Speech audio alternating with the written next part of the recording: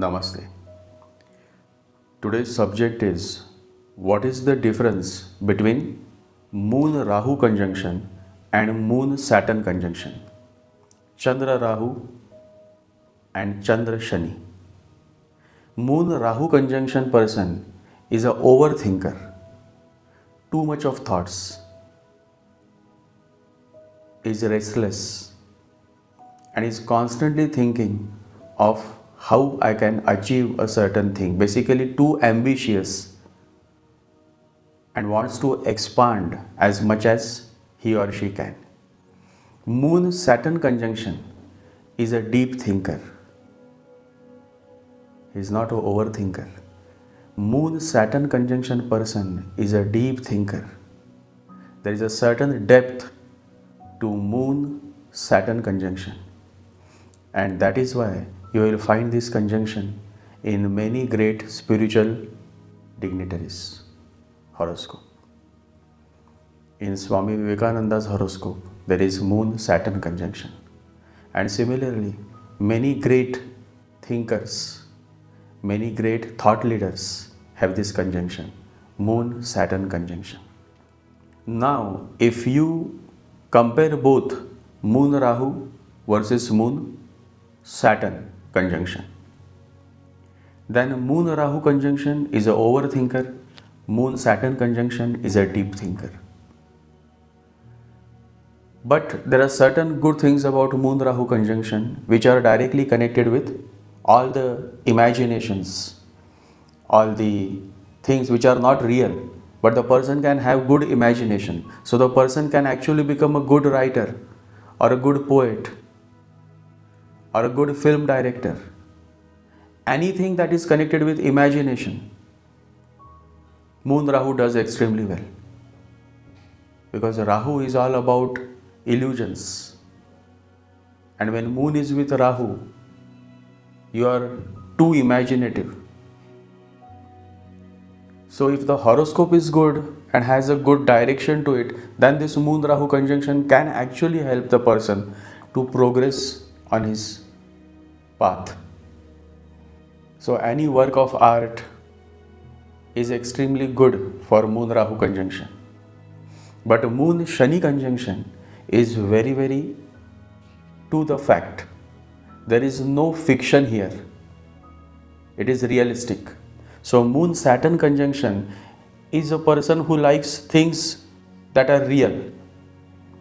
He may not like to read novels, but he will like to read books which are non-fiction. So that is the difference, Moon Rahu versus Moon Saturn conjunction. In this podcast, I have talked a little bit more on these two conjunctions.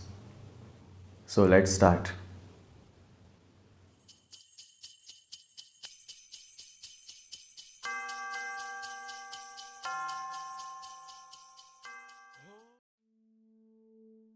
Moon Rahu is Alexander the Great. Moon Saturn is Swami Vivekananda.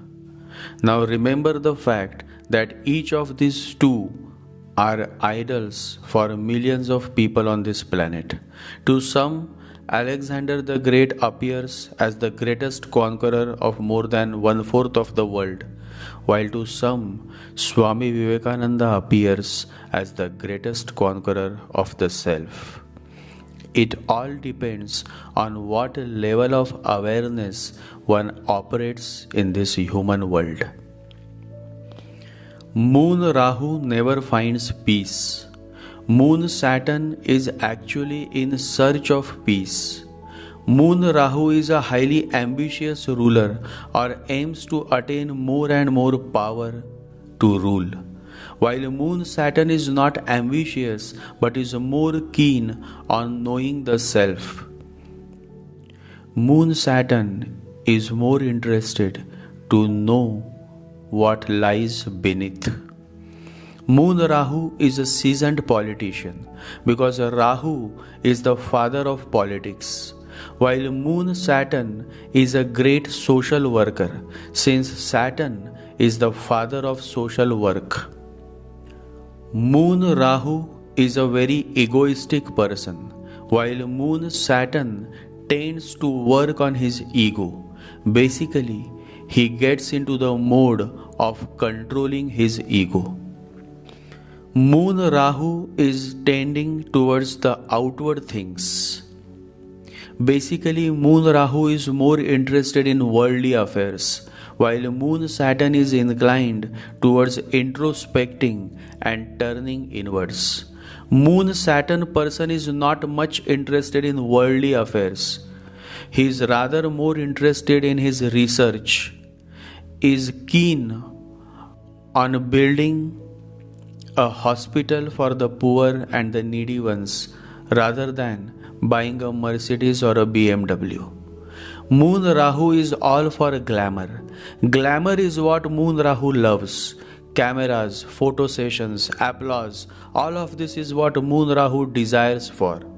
Moon Saturn is not so keen towards glamour and fancies. Moon Saturn is a very realistic person, while Moon Rahu is a very unrealistic person. Moon Saturn does well in organizations, especially large public sector organizations or government organizations. Moon Rahu person does well in large private organizations, foreign organizations.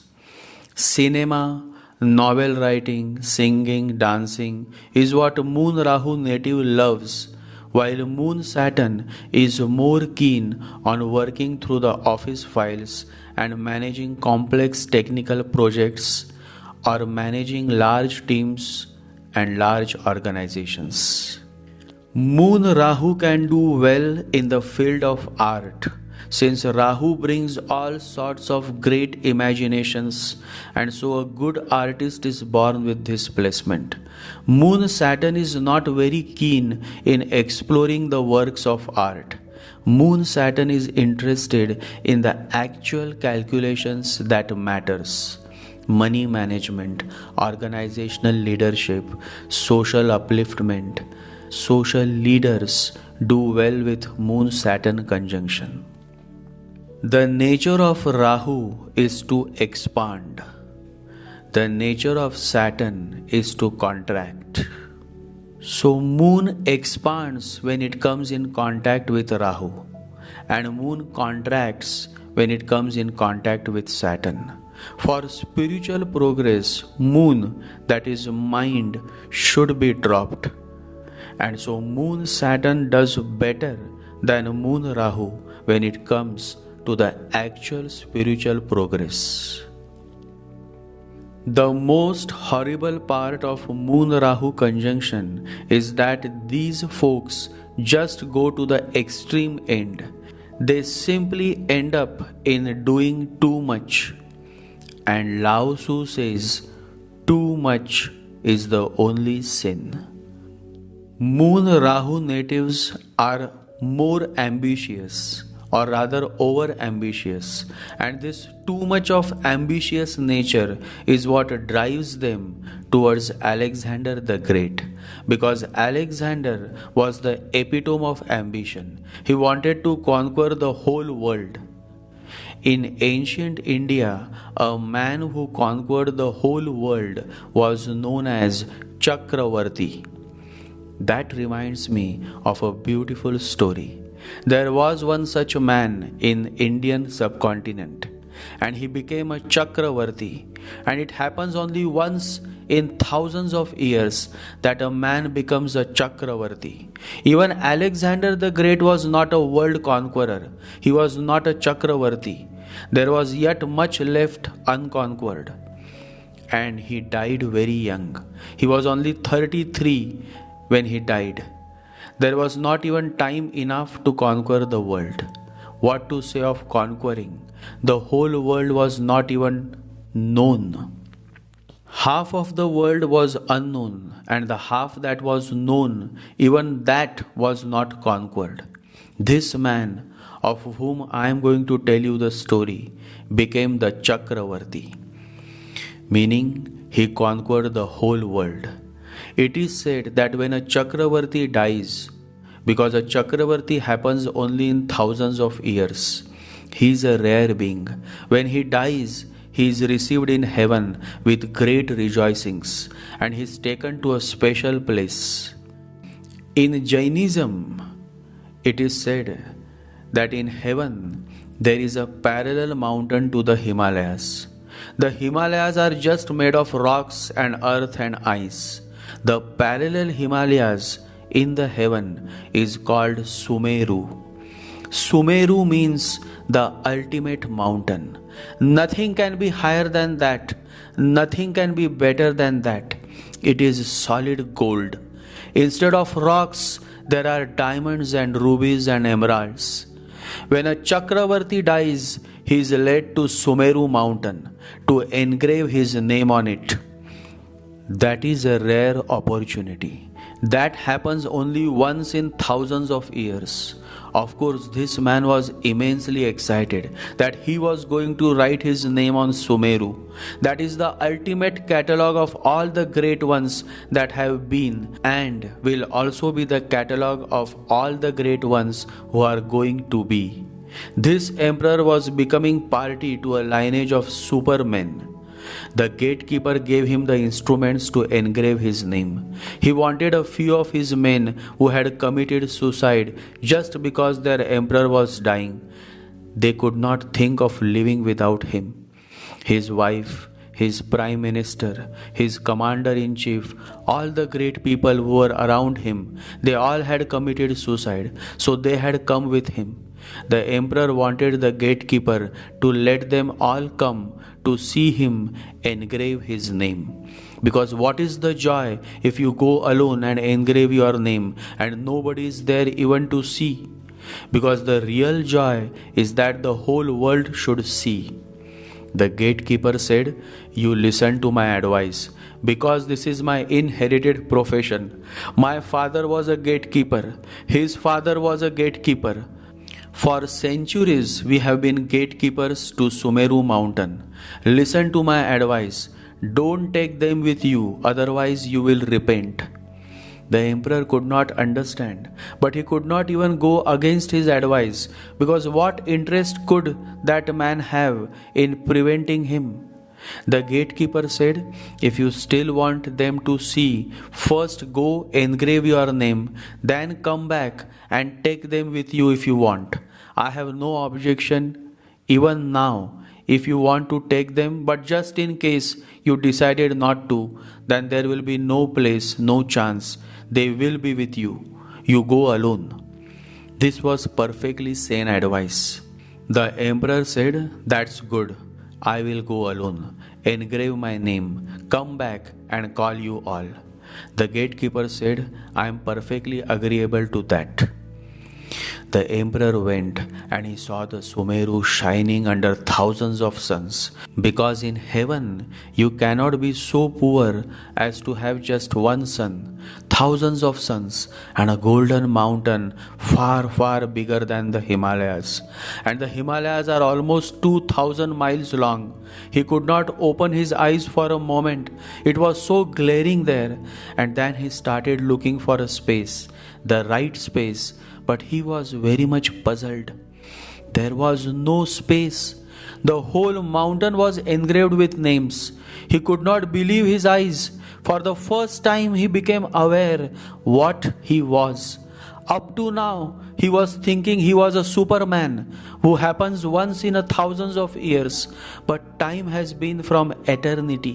Even thousands of years didn't make any difference. So many Chakravartis had happened already. There was no space on that biggest mountain in the whole universe where he could write his small name. He came back and now he understood that the gatekeeper was right. Not to take his wife and his commander-in-chief and his prime minister and other intimate friends. It was good that they had not seen the situation. They would still believe that their emperor was a rare being. He took the gatekeeper inside and he said, "But there is no space. The gatekeeper said, "That's what I was telling you. What you have to do is to erase a few names and write down your name. That's what has been done. My whole life I have been seeing this done. My father used to say, this has been done. My father's father, none of my family have seen Sumeru empty or any space empty ever. Whenever a Chakravarti has come, he had to erase a few names and write his own name. So this is not the whole history of the Chakravartis. Many times it has been erased. Many times it has been engraved. You just do your work, and then if you want to show your friends, you can bring them in." The emperor said, "No, I don't want to show them, and I don't want to even write my name. What is the point? Someday somebody will come and erase it. My whole life has become utterly meaningless. This was my only hope, that Sumeru, the golden mountain in heaven, was going to have my name. For this I have lived, for this I have staked my life, for this I was ready to kill the whole world, and anybody else can erase my name and write his. What is the point of writing it? I will not write it." The gatekeeper laughed. The emperor said, "Why are you laughing?" The gatekeeper said, "This is strange, because this too I have been hearing from my grandfathers, that Chakravartis come and seeing the whole story just turn back. They don't write their names. You are not new. Anybody having a little intelligence would do the same. In this whole world, what can you gain? What can you take away with you? Your name, your prestige, your respectability, your money, your power. What? Your scholarship. You cannot take anything. Everything will have to be dropped here. The sooner this realization dawns upon you, the better it is for you, especially if you are born with Moon Rahu conjunction. Moon Rahu conjunction works well when ascendant is Virgo, Gemini, Libra or Taurus. In the setup of these four ascendants, the native will definitely succeed in attaining his or her material goals or ambitions. Moon Saturn conjunction works well when ascendant is Sagittarius, Pisces, Virgo, Gemini, Libra or Taurus. Moon Rahu is inclined more towards Lord Shiva. Moon Saturn is inclined more towards Lord Hanuman and Lord Ganesha. The remedy mantra for Moon Rahu is the Shiva mantra. There are many mantras that are related to Lord Shiva. You can recite Shiva mantra of your choice. Though Om Namah Shivaya is the best remedy Shiva mantra to control your Rahu. The empowering mantra for Moon Saturn conjunction is Om Namo Bhagavate Vasudevaya. And reciting Shani Mahatmya or Hanuman Chalisa is excellent for the overall growth of career and finances. Moon Rahu and Moon Saturn both can keep a pet, especially a black dog. Avoid keeping cats, as that is not suitable for these conjunctions. Moon Rahu and Moon Saturn conjunction natives are totally contrast in nature, and ideally marriage is not recommended between these two natives having this kind of different conjunctions, Moon Rahu and Moon Saturn. So if the woman is having Moon Saturn conjunction, then she should not marry a man having Moon Rahu conjunction. And if the man has a Moon Rahu, then he should not marry a woman having Moon Saturn conjunction. Moon Rahu is all spread over and scattered. Moon Saturn is well integrated and grounded. For networking, Moon Rahu is excellent since Rahu rules the internet and today's age is the networking age. And effective networking happens only through the medium of internet. For executing a well organized plan, Moon Saturn is best. These men or women are excellent in management and generally emerge as a conscious leader or servant leader. Nowadays, conscious leadership, compassionate leadership, or servant leadership styles are trending. Moon Saturn fits perfectly to these styles of leadership. And so, this is all for now. I will be back with some more insights on yet another comparison of conjunctions. Stay tuned and remember to meditate and chant every day. Om Gam Ganapataye Namaha. Om Gam Ganapataye Namaha. Om Gam Ganapataye Namaha. Jai Sri Ganesha. Jai Guru.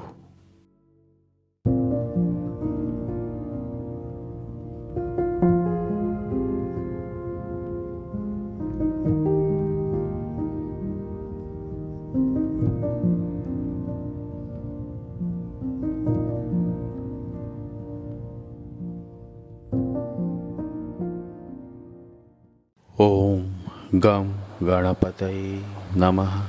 Om Gam Ganapataye Namaha. Om Gam Ganapataye Namaha.